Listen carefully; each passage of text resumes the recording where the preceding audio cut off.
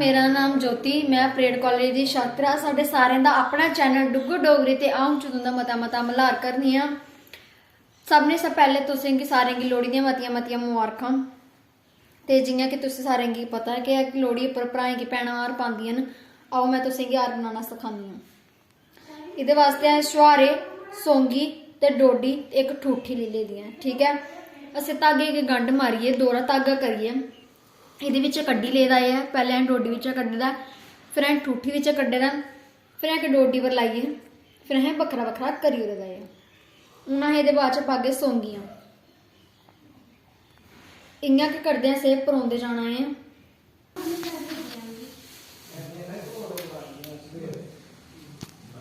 मिगी यार बनांदे बड़ा अच्छा लगा दा है। मैं भी पहली बार के बना करनी हाँ।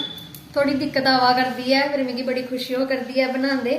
सानू सारें गे बनाना आना चाहिए है। दूई साइड भी असें बराबर के बिल्कुल परोना है। जिन्ना इधर परोए दा इन्ना गै इधर परोना है बराबर करिए।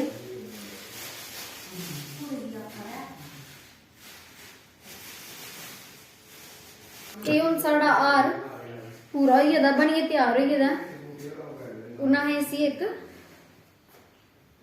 गंढ लाइए पक्का कर लेंगे।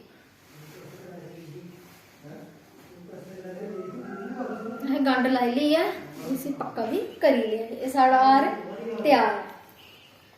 मैं उम्मीद करनी कि तुम सारें गी अच्छा लग्या होगे तकिए।